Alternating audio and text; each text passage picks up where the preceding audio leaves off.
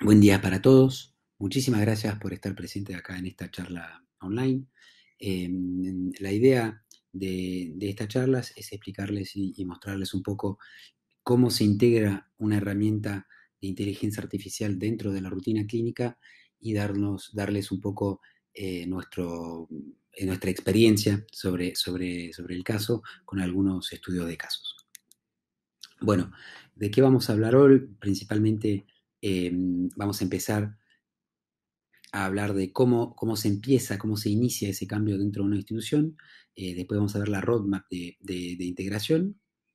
Vamos a ver cómo se identifican los problemas y las soluciones para resolver dentro de los servicios.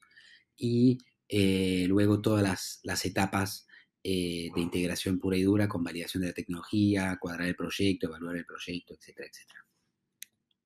Yo soy Guillaume Mesguich, soy francés, de hecho, francés, nacido en Francia, criado en Francia, formado en Francia, etcétera, con lo cual se van a dar cuenta a lo largo de la charla que se me puede ir un poco alguna palabra, puede estar buscando mis palabras y también haciendo algunos errores gramáticos o de conjugación. Por favor, no me tengan rigor sobre eso. Eh, Intentaré hacer lo posible para que ocurra lo menos posible. Bueno, entonces, como decía, soy francés, radicalizado en Argentina desde 2020, acompañando las instituciones de salud al uso, al uso y a la integración de las herramientas de inteligencia artificial dentro de la rutina clínica. Me vine acá para Latinoamérica por diferentes razones, tengo unos lazos muy fuertes. Mi madre es argentina, por eso esa tonada porteña eh, que, que, que, a veces parece que están buscando dónde está el francés. Y también académica, ya que me formé tanto en gestión de proyectos digitales como en geoeconomía y me especialicé específicamente en las economías latinoamericanas. Bueno, entonces por todas esas razones me acerqué de AZMED para iniciar ese proyecto con ellos de traer las tecnologías francesas de inteligencia artificial para el mercado latinoamericano. AZMED es una startup francesa que tiene ahora más de 5 años en el mercado, en más de 550 hospitales, 22 países, con un objetivo simple que es de acompañar los hospitales al uso y sobre todo a la transición hacia el uso de las herramientas de inteligencia artificial. Se desarrollaron diferentes herramientas, una primera que es sobre la cual vamos a charlar principalmente hoy en detección de fractura, y después otras herramientas en detección de patologías torácicas, y ahora se están desarrollando otras herramientas más en tomografía de hueso, dislocaciones, etcétera, etcétera. Bueno, la primera parte es intentar de entender un poco, según nuestra experiencia, cómo se empieza con las herramientas de inteligencia artificial. Buena parte de esta charla está basada en información colectada en diferentes artículos científicos. Hay uno en particular que me gusta mucho, que es este artículo del RSNA, que habla de cómo se identifica, cómo se evalúa y cómo se sigue un proyecto de inteligencia artificial. Bueno, lo que podemos ver en un primer momento es que hay un gran reto en salud. En los últimos 10 años, el volumen de imagen se duplicó, pero la cantidad de médicos para analizarlas permaneció bastante estable. Además de eso, las modalidades se fueron complejizando cada vez más a lo largo del tiempo, con lo cual tenemos estudios como la tomografía, como la resonancia, que van a demandar cada vez más tiempo para ser analizados. Por lo cual, estamos en una problemática, es que ya hoy en día no se informan o se informan a 72, 42, 72 horas, en el mejor de los casos, no se informan parte de los estudios de emergencia. Hay en las guardias médicos no con un ojo no tan acostumbrado a ver las patologías que están siendo buscadas, con lo cual vamos a tener una interconsulta interna entre el residente y el jefe de residente, entre el residente y el traumatólogo de planta, etcétera, muy importante, una alta tasa de error diagnóstico, y todo eso hace que va a bajar la calidad de la atención dentro de las guardias. Entonces, viendo un poco todo esto, nos dimos cuenta que las herramientas de inteligencia artificial iban verdaderamente a poder ayudar a agilizar ese flujo de trabajo y a mejorar tanto la calidad de atención como la calidad de trabajo para el médico y la calidad del diagnóstico. Lo que vimos, entonces empezamos este proyecto hace 6 años con un hospital llamado el Hospital Foch de la APHP, que es la red de hospitales de París, y charlábamos un poco con los distintos cuerpos del hospital, tanto la parte radiológica como la parte de guardia, como la parte de gestión, intentando de entender un poco cómo íbamos a poder llevar a cabo ese proyecto y acompañar verdaderamente el cuerpo médico al uso y a la integración de esas herramientas dentro de la rutina clínica. Todavía no habíamos desarrollado nada, era verdaderamente charlas iniciales para entender verdaderamente cuál era el mejor paso, cuál era el mejor camino para llegar a ese objetivo que es de agilizar completamente el servicio de radiología y el servicio de emergencia con estas herramientas. De las charlas que tuvimos, de las diferentes charlas que tuvimos, lo que vimos es que primero tiene que ser un estudio de gran volumen. Es decir, conocemos la ley de Pareto, ¿no? Que el 70% del laburo se hace falta el 30% del esfuerzo. Entonces, verdaderamente la idea es empezar resolviendo ese 70%. Entonces hay que empezar primero con ese gran volumen dentro del hospital.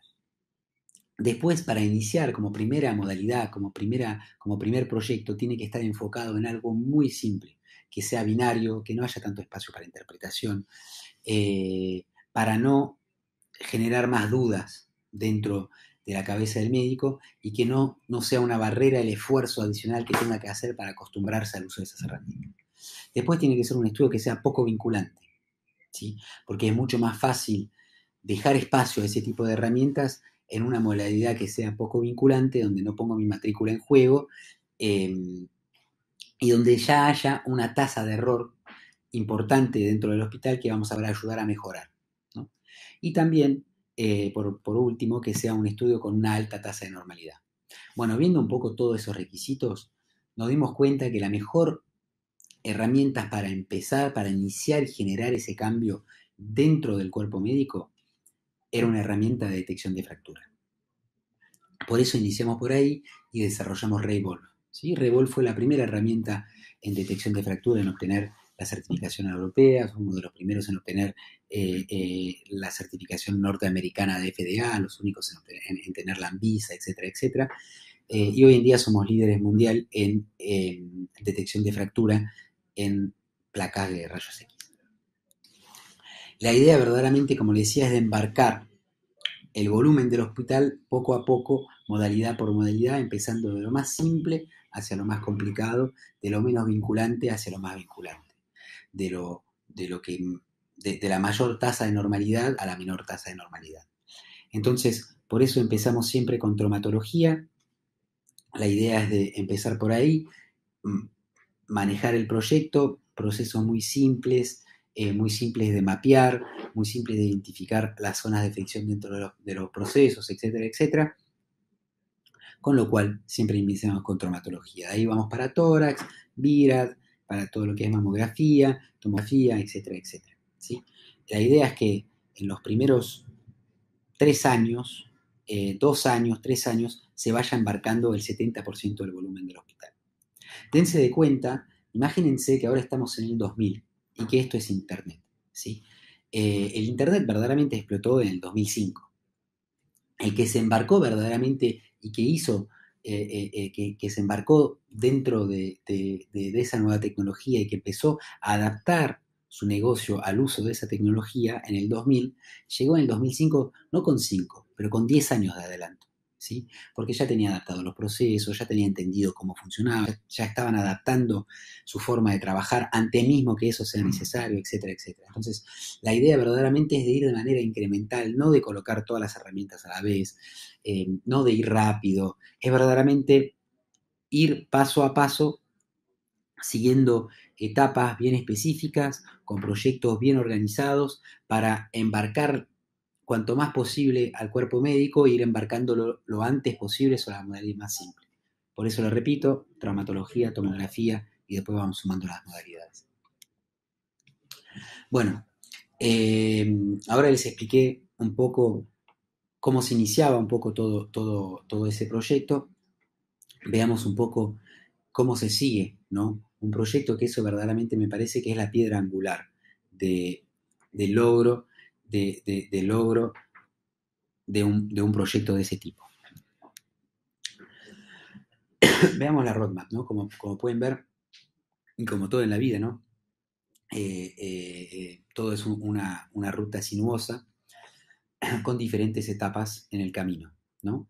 Entonces, el proyecto, como decía, es muy importante de ir uno por uno, paso por paso, modalidad por modalidad, y de empezar verdaderamente y llenar un proyecto por completo, todas las etapas de un proyecto por completo, para verdaderamente despertar el interés del cuerpo médico y que la integración de las siguientes herramientas verdaderamente surja directamente del cuerpo médico, ¿no?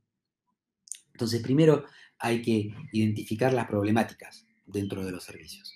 Después, identificar las soluciones que van a permitir resolver esas problemáticas. Después, identificar las herramientas que nos van a permitir llevar a cabo esas soluciones. Una vez que las identificamos, nos tenemos que asegurar que son las buenas, con lo cual las tenemos que validar.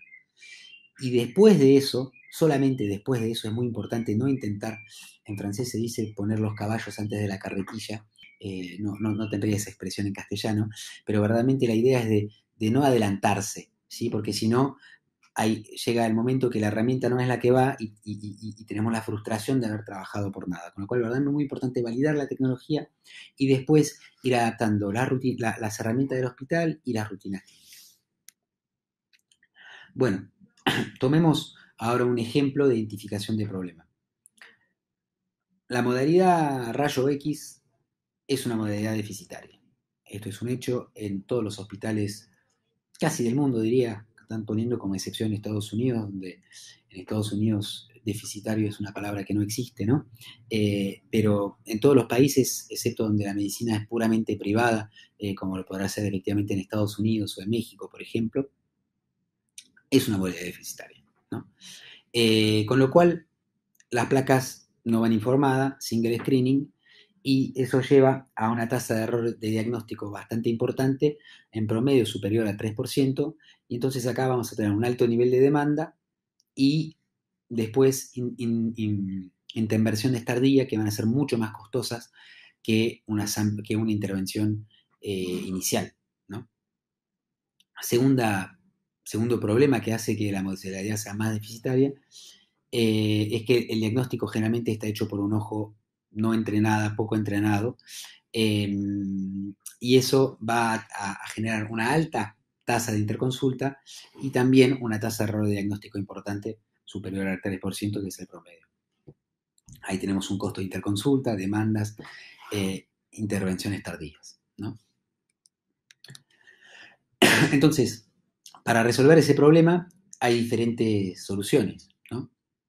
Acá hicimos una tabla con dos ejes, de un lado el costo, del otro el valor aportado por la solución y el costo de la solución por otro lado, ¿sí? Entonces, tenemos diferentes opciones. Podemos empezar por no informar ninguna placa. No informamos ninguna placa, muy lindo, costo cero, valor muy poco, ya que tenemos únicamente la visión, el single screening del médico de guardia, y que generalmente es un residente que no tiene el ojo tan entrenado. Después tenemos la otra opción al otro extremo, que es informar todas las placas en menos de 30 minutos. Valor altísimo, pero muy caro de llevar a cabo. Bueno, de hecho, valor tan alto que eso es parte de los requisitos de la Joint Commission, de informar todas las placas en menos de una hora, todas las placas de guardia en menos de una hora. Hay otra opción que es la que se usa en muchas instituciones latinoamericanas y que en verdad sirve más que todo para poder cobrar para poder cobrar las placas, porque eso es demandado por las prepagas, ¿no? Que es informar todas las placas en 72 horas. Informar todas las placas no importa el tiempo, pero mientras no haya el informe no se cobra, ¿sí? Esa solución tiene un costo bastante alto, pero la verdad que no aporta mucho valor porque generalmente se informan a 72 horas, a veces más, con lo cual el paciente ya se fue, ya volvió a jugar al fútbol y se sigue lesionando, con lo cual no es la mejor opción. Y acá en verde agregamos las opciones que podremos encontrar integrando las herramientas de inteligencia artificial. Se puede, por ejemplo, esto es una solución que estuvimos evaluando con Arbus en el Sanatorio San Lucas de San Isidro, donde únicamente se informan las placas patológicas. Se informan las placas patológicas en menos de una hora. El algoritmo, ya que la placa de traumato tiene una tasa de normalidad de un 80-90%, se informa el 20%, 30% como mucho del volumen de las placas, ahí ya se puede hacer en urgencia, ya logramos reducir el costo y además se puede informar más rápido porque tenemos la predicción del algoritmo. Otra opción, donde bajamos un poquito el costo, bajando también un poco el valor, es que consideramos que predicción del algoritmo más diagnóstico clínico no se informa la placa. Esa es una solución, por ejemplo, que estuvimos poniendo con las clínicas Terem, que es una red de 27 clínicas en Israel, donde no estaban dando abasto para poder informar las placas de traumato. En el proceso clínico se tenían que informar, no estaban respetando el proceso y estaban teniendo conflicto al respecto, ¿no? Entonces, la solución fue de colocar una predicción en medio y diagnóstico clínico más predicción del algoritmo. Si concordante, no se informa la placa. Bueno, acá tenemos las diferentes soluciones posibles y hay muchas más para ver, ¿no? Identificamos los problemas, identificamos las posibles soluciones. Ahora llega el momento de evaluar las herramientas, ¿sí? La evaluación de la herramienta, que en realidad es la evaluación de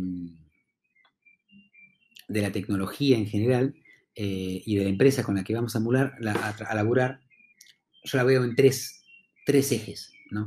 El primero es evaluación de la herramienta y de la tecnología pura y dura, ¿sí? ¿Cuáles son los rendimientos basados en estudios clínicos? ¿Cuál es el volumen del dataset? Es decir, el volumen de imagen con lo que se entrenaron los algoritmos de esa herramienta. ¿Cuál es el gold estándar que está siendo usado para la anotación de esas imágenes, etcétera, etcétera? Primera etapa, primera parte, digamos. Segunda parte, la parte de integración, verdaderamente la parte de integración con el hospital, ¿sí? ¿Cuáles son las necesidades técnicas? ¿Cuál inversión va a ser necesaria por parte del hospital para la implementación? ¿Cómo es la ergonomía de la herramienta? ¿Es fácil de uso? ¿Se van a poder acostumbrar los médicos? Etcétera, etcétera, ¿sí? Y por último, que no es de las menos importantes, yo diría que es de las más importantes, es el acompañamiento de esa misma empresa para la integración dentro del hospital, ¿sí? Lo que pasa en muchos casos, que yo veo en los distintos países latinoamericanos, lo que pasa en muchísimos casos es que se coloca una herramienta de inteligencia artificial, no se dice nada a nadie, se deja rodar ahí la herramienta y se queda ahí medio en el aire. Y el resultado después de 3, 6, 9 meses de uso es que está buenísimo, funciona perfecto, pero nadie la usa, ¿sí? Y eso me parece que tiene mucho que ver con cuánta implicación tuvo el socio, digamos, del hospital dentro de la integración de esa herramienta y del uso de esa herramienta por el cuerpo clínico.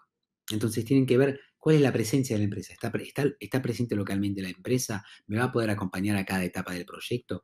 ¿Es reactiva? ¿Tiene un proceso de seguimiento de proyecto? ¿Me va a acompañar a seguir ese proyecto? Etcétera, etcétera. Esas son cosas también que son muy importantes de ver. Bueno, ahora seleccionamos la herramienta, veamos un poco cómo se va a integrar dentro del hospital. Esta es la roadmap que nosotros utilizamos, que me parece que fue adaptada 1.000.000 de veces a lo largo del tiempo, verdaderamente adaptándose un poco a las problemáticas del hospital. Primera parte, muy importante, como les decía, es la validación de la tecnología. Asegurarse que esa tecnología es la que nos va a permitir resolver ese problema. En esa etapa no va a resolver el problema. En esa etapa vamos a validar que esa herramienta lo puede hacer. ¿sí? Entonces, ¿es usada la herramienta en rutina clínica? Eso es muy importante. ¿Es amigable? ¿Lo están usando los médicos? ¿Tienen que hacer 5 clics adicionales, entonces no lo hace nadie? Llega de forma automática y entonces están viendo las predicciones cada vez que hacen un diagnóstico, etcétera, etcétera. Validación de la tecnología. Y también son los rendimientos coherentes con lo que me prometieron. Esos rendimientos me van a permitir hacer los cambios que yo quiero generar dentro del hospital, etcétera, etcétera.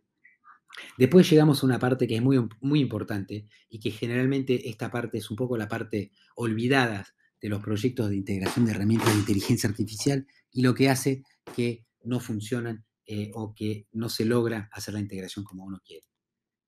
Es setear los objetivos del proyecto. Validar los objetivos y validar las métricas. Bueno, igual todo eso lo vamos a ir viendo un poco más adelante.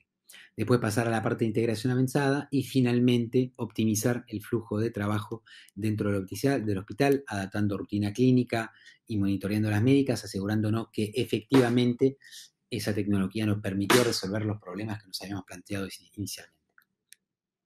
Bueno, ¿cómo se valida una tecnología? El objetivo, como le decía, es validar que la tecnología funcione y que sea usada por el cuerpo clínico. ¿Cómo se procede a eso? Primero vamos a hacer una integración muy básica, donde lo único que vamos a hacer es una devolución de la imagen original con una predicción.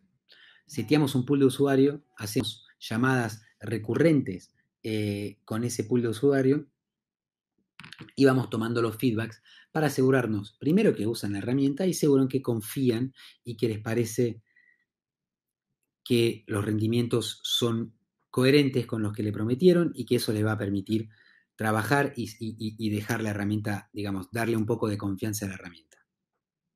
Al final de esa etapa se entrega un documento, resumen de cómo se usó la herramienta, de cómo se vieron, cuál es el sentimiento del cuerpo médico con el uso de la herramienta y se pueden agregar algunas cosas más. Nosotros solemos agregar los rendimientos reales colectando imágenes del hospital y evaluando el nivel de rendimiento de la herramienta dentro del hospital. Bueno, acá les muestro un ejemplo de una devolución, ¿no? Acá tenemos, ese es un ejemplo de lo que nosotros devolvemos al fin de una etapa de validación de tecnología, un documento donde vamos a estipular cómo fue usada la herramienta, si los rendimientos fueron satisfactorios, dónde fueron identificadas las zonas de pérdida de productividad por el cuerpo médico que estaba usando la herramienta, si la herramienta le permitió ya a ese momento resolver un problema, dónde verían que ese tipo de herramientas le aportaría más valor, cómo es usada dentro de la rutina, si adaptaron algo dentro de su rutina, etcétera, etcétera. Hacemos un documento completo de unas 4 o 5 páginas haciendo el resumen un poco de todos esos feedbacks que hicimos con ello y también, muy importante, con una redacción de lo que es el proceso clínico hoy en día visto por los médicos, que vamos adaptando a medida que vamos avanzando en los feedbacks, ¿sí? ¿Por qué es muy importante? Porque generalmente el proceso clínico verdadero es un poquito y a veces bastante distinto del proceso clínico pensado inicialmente. Bueno, ahora pasamos a la etapa de setear los objetivos. Esa etapa, el objetivo es verdaderamente tener identificado las zonas de fricción, las zonas de pérdida de rendimientos, de la pérdida de productividad dentro del proceso y setear, formalizar una manera de poder evaluar el proyecto y evaluar si ese proyecto fue un éxito o no. Y esa es una parte que es muy, muy, muy seguidamente olvidada o dejada de lado. Es muy importante poner indicadores, protocolos para validar y seguir esos indicadores y para poder evaluar al fin del periodo de prueba de concepto el proyecto, ¿sí? ¿Cómo vamos a hacer? Como les decía, vamos a analizar el proceso clínico, identificar la zona de fricción, identificar los indicadores y que nos van a permitir traquearlo y cómo lo vamos a hacer. Y también identificar las integraciones más avanzadas que vamos a tener que hacer para poder llevar a cabo ese proyecto. Al final del de esa etapa. Otra vez, otro documento. Es muy importante también tener todo documentado. Eso es algo que nosotros ponemos un hincapié en eso, en verdaderamente documentar y apoyar con feedback y tener todo escrito de lo que estamos haciendo a lo largo del proyecto. Bueno, acá les muestro un ejemplo. Entonces, acá estábamos en un hospital donde se informaban la integralidad de las placas en el día, en las 24 horas, tenía un costo muy alto y un resultado bastante bajo, ya que habíamos identificado que las primeras placas anotadas las primeras placas informadas tenían una tasa de error de diagnóstico bastante baja, pero a lo largo del día iba bajando esa tasa de acierto, iba aumentando por ende la tasa de error de diagnóstico.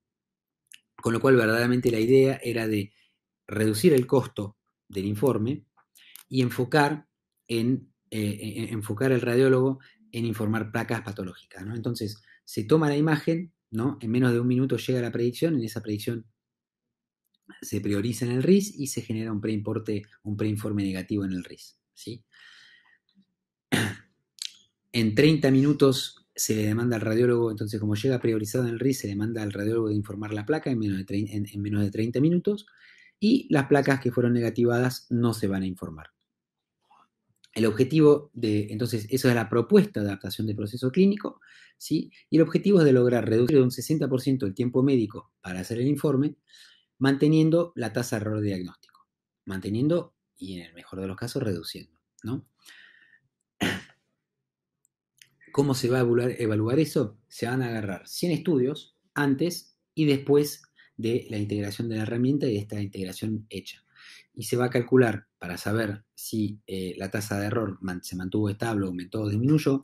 Se va a monitorear la tasa de demanda y la tasa de recall, es decir, la tasa de pacientes que tuvieron que volver a llamar por una discordancia entre el diagnóstico clínico y el diagnóstico radiológico.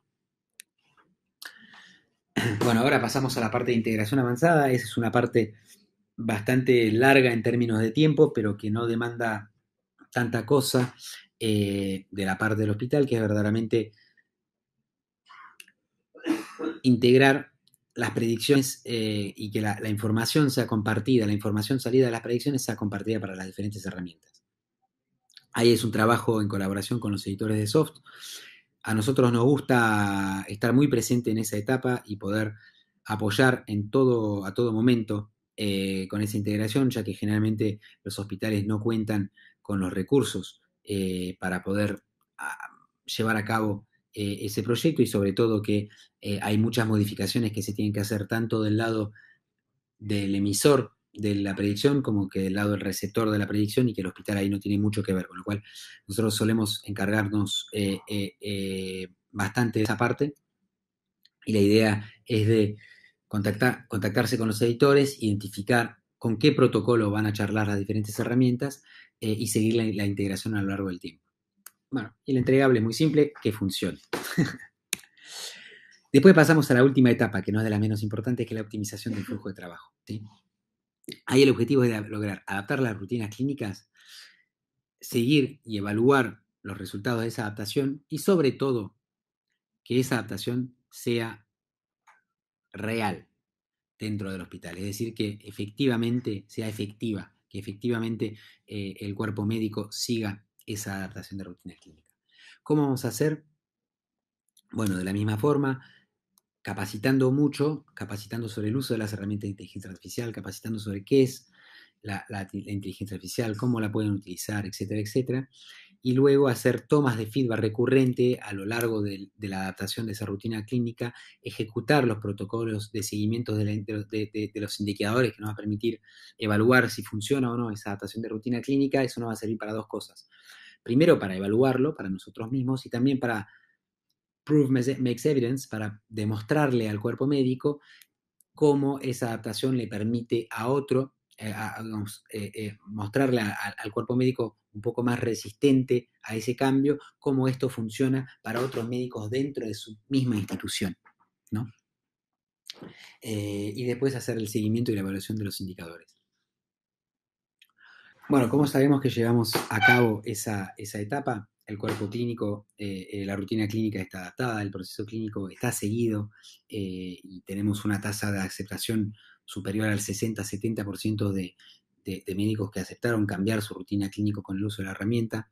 El cuerpo clínico está capacitado y el proyecto está entendido y avalado por una mayoría de usuarios dentro de la institución. Después vamos a pasar a la parte de evaluación del proyecto.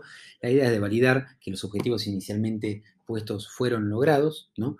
Y ejecutar que logramos los objetivos iniciales. El objetivo es verdaderamente de validar que logramos los objetivos iniciales.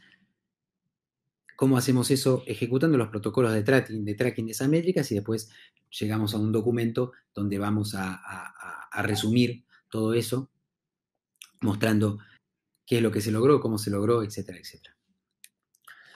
Acá les doy un ejemplo de evaluación, ¿no? Acá tenemos el documento donde vamos a poner los datos generales. El nivel de uso de la herramienta es de un 80%, la tasa de recall bajó de un 60-70%, la tasa de demanda bajó de un 60%, el tiempo médico para informar bajó de un 40%, etcétera, etcétera, poniendo un poco todas las métricas generales. Y todo eso después lo vamos a mandar a costo, ¿no? Entonces, bajar el error diagnóstico nos permitió economizar $10.000 por año. El tiempo médico para hacer el informe nos permitió, la baja del tiempo médico para hacer el informe nos permitió economizar unos $15.000 por año. La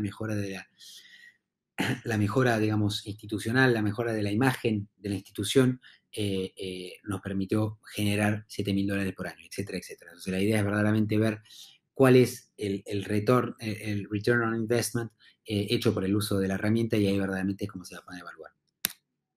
Bueno, muchísimas gracias a todos. Espero que les pareció interesante esta charla.